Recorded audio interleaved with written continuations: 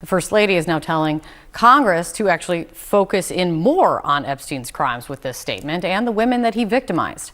Joining us right now here in studio is Gloria Allred. She is an attorney who represents several of the women abused by Jeffrey Epstein. Gloria, thank you so much for being here.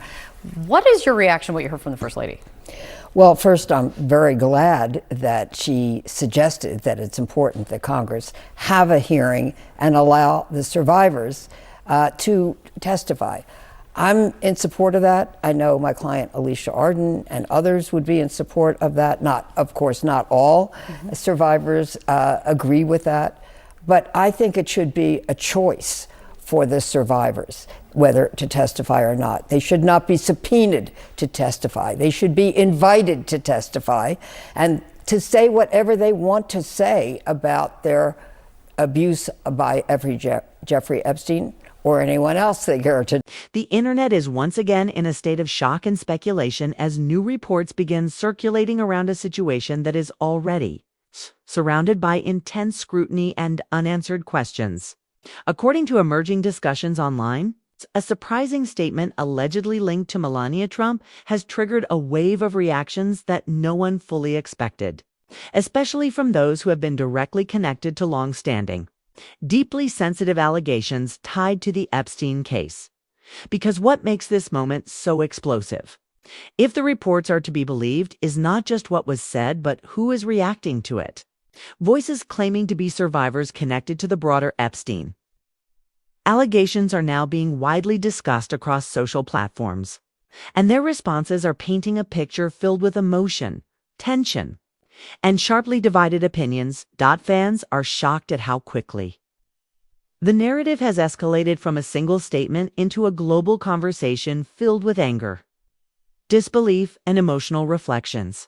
Some online reactions describe confusion, others describe frustration, and many are questioning what the real intention behind the statement might have been in the first place. Why say this now?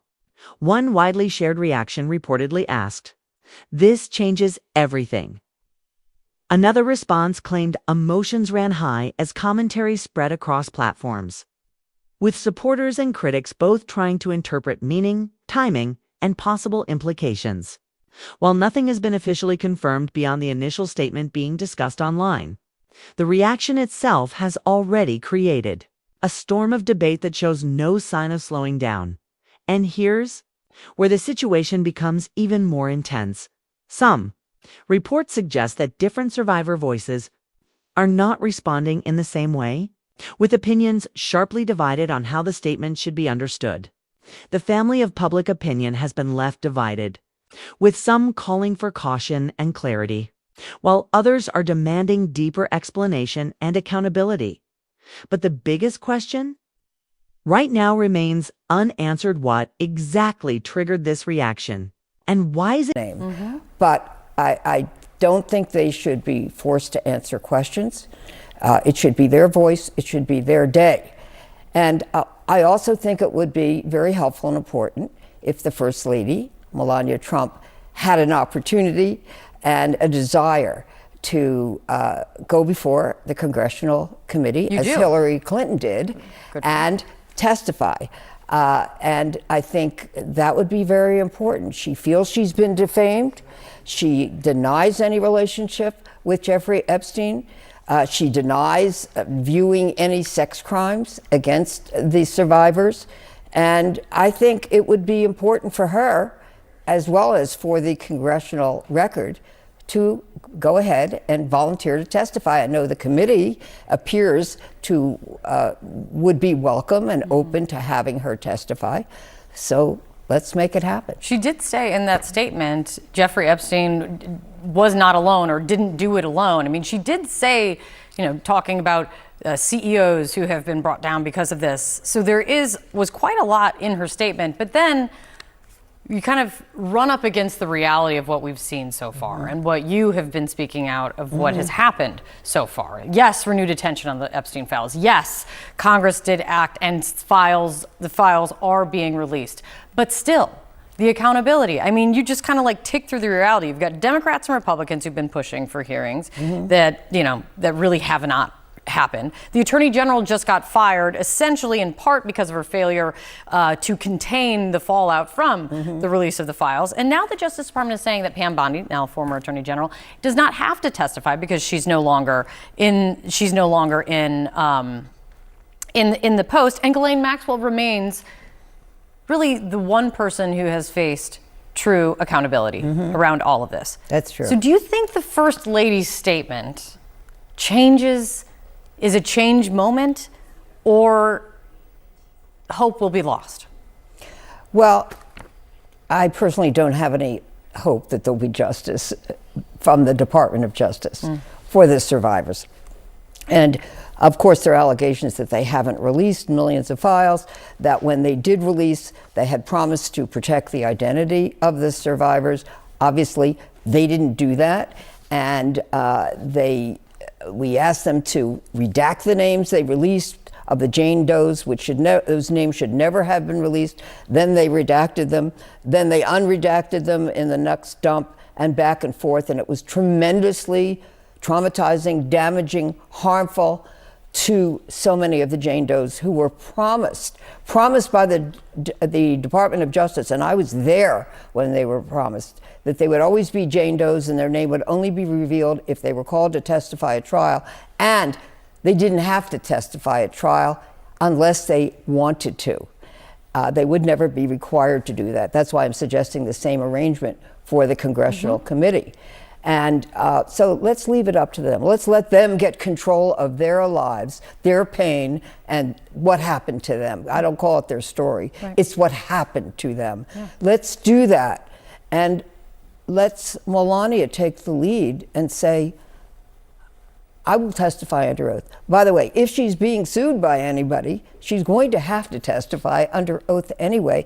Let's have her do that with the same strength and commitment and courage that she showed yesterday when she went before the public to clear her name.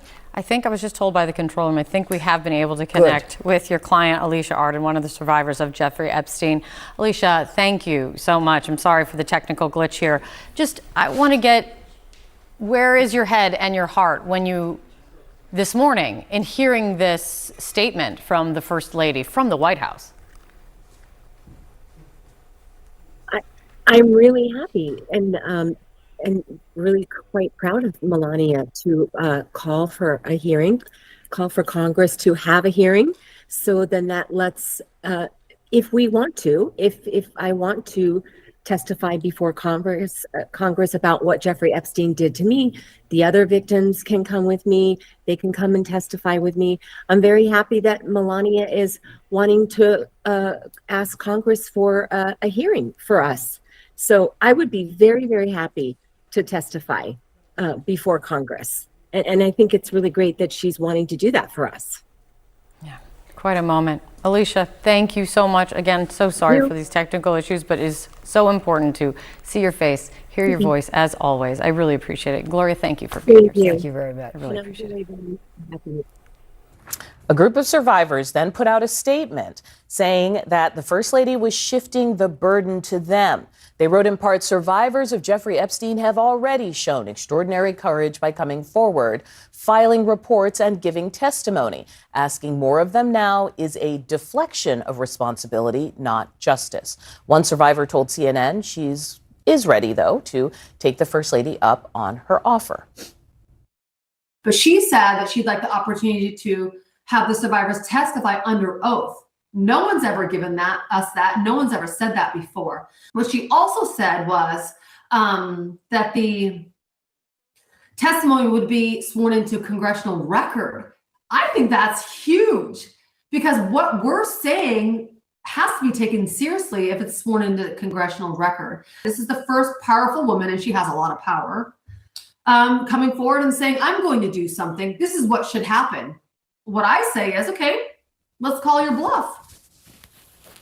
Joining me now in the group chat, Elliot Williams, CNN legal analyst and former federal prosecutor, Noel King and co-host and editorial director for the Today Explained podcast, and Zolan Kano-Youngs, CNN political analyst and White House correspondent for the New York Times. So this is not how I expected to end the week, given that we started the week with a threat against Iran's entire civilization. But here we are, and it was a politically vulnerable moment for the White House. They're in the middle of these negotiations with Iran. The inflation report is coming out today, probably not going to be ideal given fuel costs. And yet somehow the First Lady came out and made this statement. What was the reaction from the press corps? It was shocking. We really didn't see this coming. No. I mean, we knew that there was going to be a press conference yesterday, but there was almost we were trying to report out what the actual topic would be. By the time the First Lady walked away from the podium, all the reporters at the press conference in unison were pretty much shouting, why now? Why now for this kind of defensive press conference that you would typically see almost after a story is published, linking a subject to a polarizing subject like this. And she was slamming false smears. And we should note that she has successfully, or the Trumps have, filed suit against news organizations, against book authors. So they have always wanted to be in front of this. This is so far in front, however, that Democrats didn't even know it was coming. I just want to play a few clips for you. In all of our conversations within the committee, there has never been a moment at which we, in any of the conversations I've been in, have called for Melania to testify. Honestly, if she wants to clear her name, she should come testify before a committee herself under oath. Because it's clear that that's what she was trying to do. What did she know? Did she know about any young girls being abused? Did she know of other men talking about the rape and abuse of these young girls? She has relevant information. If she didn't have relevant information, how could she say that Epstein was not acting alone? So the president has always denied wrongdoing. He has always said that he cut ties with Epstein before these allegations came to light. But with the documents coming out, there has been increasing pressure on the social circle, literally anyone who knew Epstein, right? What's the state of play with the Justice Department? I don't know. That's the thing. What do you mean you don't know? Todd Blanche is now in charge. The last time he spoke to anyone related to Epstein, Ghislaine Maxwell, she ended up in a minimum security prison. Absolutely. There is the Todd Blanche angle to this, but it's just hard to know because it's so inconsistent and incoherent what's coming out of the White House and the Justice Department here. I think the one thing that has happened right now is that the First Lady has brought more attention to this issue. Now, that's a good thing, certainly for the survivors, but not for the White House that I think wants to move on. If you think about if folks have heard the term Streisand effect, that simply by trying to suppress something, you make it more popular. If I say to you, please don't look at my pocket square right now, the first thing you do is look right here. Well played, because it's a nice one. It's a nice pocket square, but that's sort of what the First Lady did yesterday. She has now brought this right back into the spotlight, which I think puts the Justice Department in a very tough spot, but also the White House. And then speaking of look over here tactics, here are the amount of Truth Social posts the president put out in the aftermath of this statement about a variety of, frankly, very important topics. But I think that it was pretty clear that there was a sense of like, this is the most important thing. This is the most important thing. He doesn't appear to have known what she planned to do yesterday, which is super interesting, right? But she has, since her film came out, it's very clear she's trying to establish what I thought was a brand difference. Yes. This feels like something else entirely, but tell me I'm wrong. I don't know. I mean, she sounded the thing. I watched her press conference 17 times just to see if I could glean something. She seems completely in earnest to me. I mean, that was what really struck me. She's like, I am not a victim. Yeah. She seemed really, really, really sincere. And I think that matters, Elliot. No, am I wrong? I'd be curious to hear from both of you, though, on this idea of whether the president knew or did not know about this. It seems utterly inconceivable that people around the president or the president himself would not have known the specifics of what she was going to say. Especially if you're walking out into the, And for people who haven't been in the White House, just that is very prime real estate in the middle of the White House. There were reporters set up. It's a big undertaking to even establish something like that. The idea that the people around the president or the president's press apparatus wouldn't have known every single word that she was about to say. Well, we're going to ask more questions today about the why now, what it means, and if the president and the White House and if the First Lady were trying to get ahead of something, or get us all to move on, how that's going to be complicated by the world of people who are interested in the Epstein files online. Why is it gaining so much attention at this moment? Because if these reports continue to develop, this may not just be another political or public statement. It could become a much larger moment of confrontation, interpretation, an unresolved tension that is only just beginning to unfold.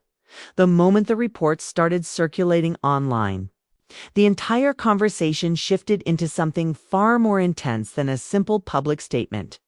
What was initially described as a comment linked to Melania, Trump quickly became the center of a growing storm of reactions, interpretations, and emotionally charged responses from multiple sides of the discussion.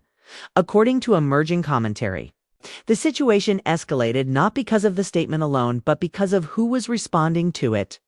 Discussions began to surface suggesting that individuals identifying themselves as survivors connected to the broader Epstein-related LEGATIONS were reacting in ways that were deeply emotional, sharply divided, and in some cases, unexpectedly confrontational. Fans are shocked at how quickly the tone of the conversation changed from curiosity to controversy.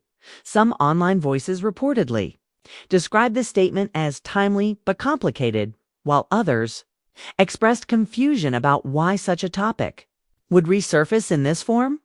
The reactions were not uniform, and that lack of consistency became one of the key drivers of the ongoing debate. This feels like reopening something that was never fully closed.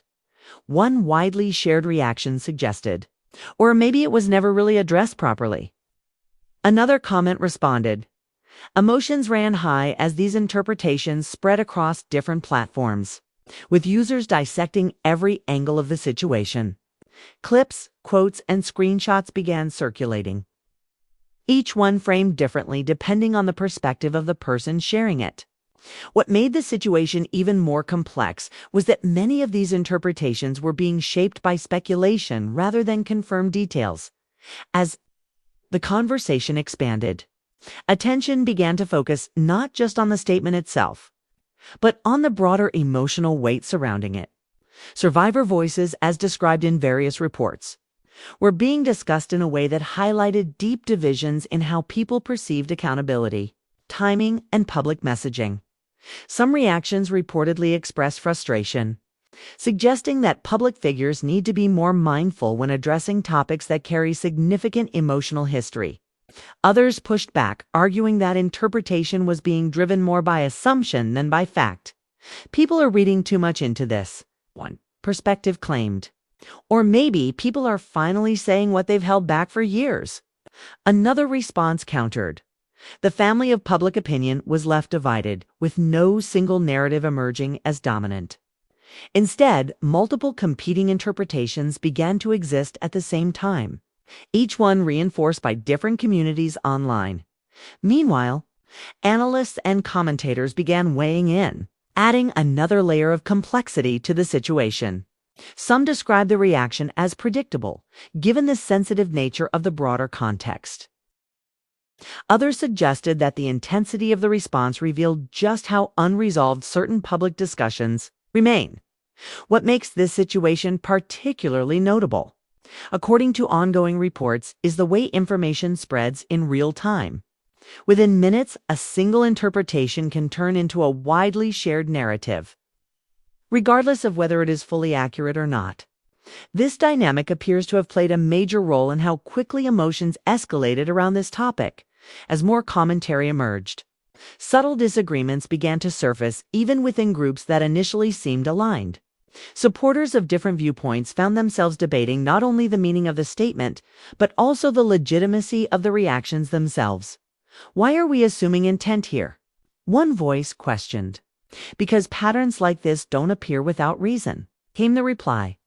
This back-and-forth exchange became a defining feature of the ongoing discussion, reinforcing the sense that the situation was far from straightforward. In parallel, the role of media amplification added further intensity. As various posts gained traction, algorithms pushed the conversation to wider audiences, many of whom were encountering the topic without full context. This led to even more interpretations, each building on partial information and emotional reactions. Emotions ran high as the cycle continued, with each new wave of engagement bringing fresh debate, renewed speculation, and deeper division among viewers, according to some reports. The emotional weight of survivor-related commentary played a central role in how people interpreted the situation. Even when statements were neutral or unclear, they were often framed through the lens of past controversies, which added layers of meaning that may or may not have been intended. You can't separate this from history, one comment argued, but you also can't assume everything is connected. Another responded. This tension between interpretation and confirmation became one of the most important aspects of the unfolding discussion as the narrative expanded. Attention also turned toward how public figures manage communication in sensitive contexts. Some analysts suggested that even indirect statements can trigger strong reactions when tied to emotionally charged subjects. Others emphasized the importance of avoiding assumptions without clear evidence. Still, despite the differing opinions, the intensity of the reaction continued to grow. Fans are shocked at how quickly the conversation escalated beyond its original scope. What began as commentary on a single statement had now transformed into a broader debate about perception, responsibility, and the way public discourse evolves in real time. Every new post, every reaction, every shared clip added another layer to a story that was becoming increasingly complex. And as the discussion continued to develop, it became clear that the core issue was not just about what was said, but about how people were choosing to interpret it. The gap between intention and perception widened further with each passing moment, leaving room for speculation to fill in the blanks. This ongoing uncertainty ensured that the conversation remained active, emotional, and deeply divided, with no clear resolution in sight.